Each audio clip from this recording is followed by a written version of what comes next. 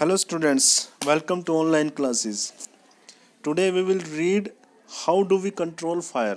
आज हम पढ़ेंगे कि कैसे आग को कंट्रोल यानी कि नियंत्रण में किया जाता है, कैसे करेंगे हम.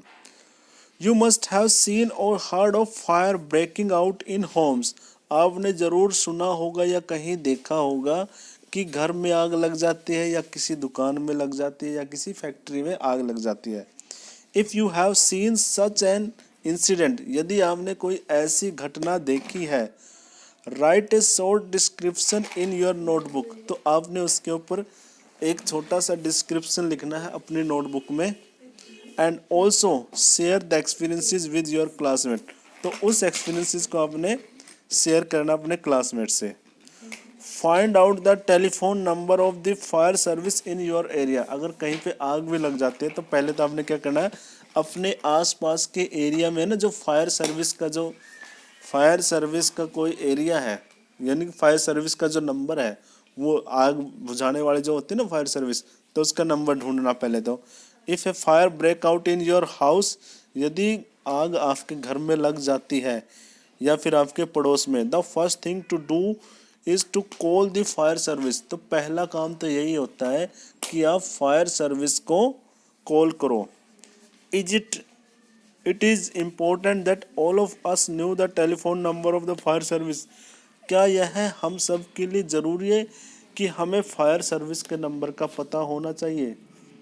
Does your city town have a fire brigade station? क्या आपके शहर में या आपके गांव, आपके कस्बे में, टाउन मीन्स होता है छोटा शहर, क्या वहाँ पे फायर ब्रिगेड स्टेशन है? When a fire brigade arrives, जब फायर ब्रिगेड आती है, what does it do? यह क्या करती है? It pours water on the fire, यह क्या करती है? यह पानी डालती है आग के ऊपर बुझाने के लिए. Water cools the combustible material so that its temperature is brought below its ignition temperature. पहले तो पानी क्या करता है, जिस सामान में आग लगी हुई है उसको क्या करता है, कूल्स करता है, यानी कि ठंडा करता है ताकि उसका टेम्परेचर डाउन हो जाए. जो उसका इग्निशन टेम्परेचर है ना, इग्निशन टेम्परेचर का मतलब क्या है, जिस टेम्परेचर पे आग लगती है ना, तो उससे नीचे लेके जाना ताकि आग बुझ जाए अपने आप. This prevent the fire from spreading, इससे क्या होगा कि आग आगे नहीं बढ़ेगी. ठीक है. Water vapours also surround the combustible material, और वाटर वेपर क्या करती है, वो कम्बस्टिबल मटेरियल के चारों ओर छा जाते हैं. And helping in cutting of the supply of the air, जिससे कि आग की सप्लाई नहीं हो पाती. So the fire is extinguish, तो इस प्रकार फायर क्या हो जाती है, जिससे कि आग क्या हो जाए, बुझ जाए. एक्सटिंग्विश का मतलब कहते हैं बुझ जाना. You have learn that there are 3 essential requirement for producing fire, आपने सुना होगा या आपने सीखा होगा कि 3 चीज़ें हैं, आपने सीखा है कि 3 चीज़ें हैं जो आवश्यक है कि फायर को प्रोड्यूस करने के लिए. क्या क्या है?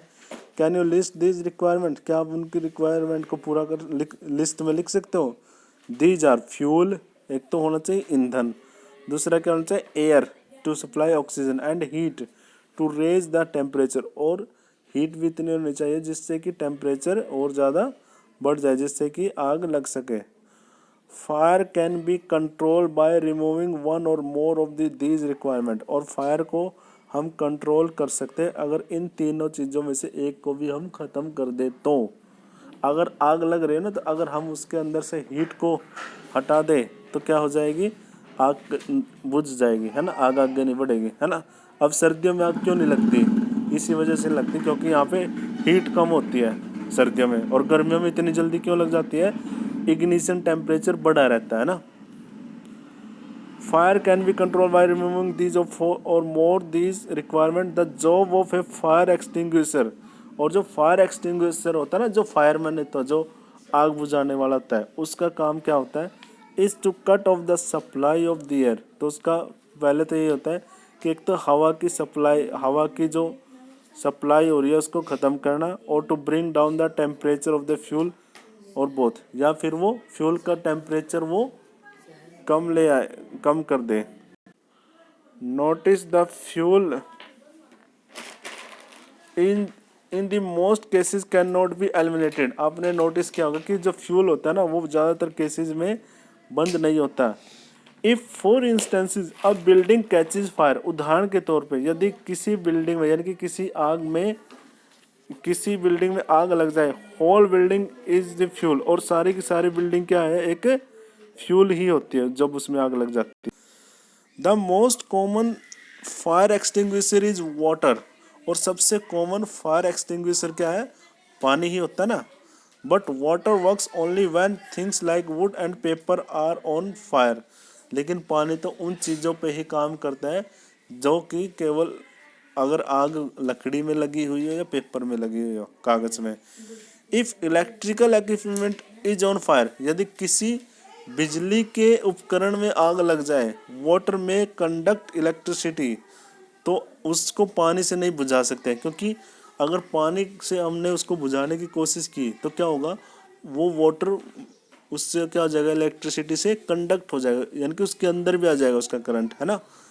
And harm those trying to douse the fire, और उस व्यक्ति को जो कि आग को बुझाने के लिए पानी का वो कर रहा है ना, तो उसको भी चोट लग सकती है ना। कहीं कहीं भी है ना, पानी से नहीं आग बुझानी चाहिए। घर में अगर इलेक्ट्रिसिटी में लग गई ना, जैसे यहाँ पे आग लग जाते हैं, तो पानी से नहीं बुझाना चाहिए। पानी से तो सिर्फ हम क्या कर सकते हैं, सिर्फ और सिर्फ लकड़ी में या फिर कागज वगैरह में लगे हुए हो, है ना।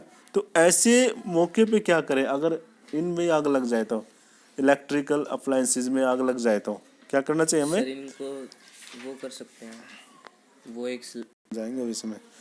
Water is also not suitable for fire involving oil and petrol, और न ही अगर तेल में और पेट्रोल में आग लग जाए तो वहाँ पे भी सुटेबल नहीं होता पानी।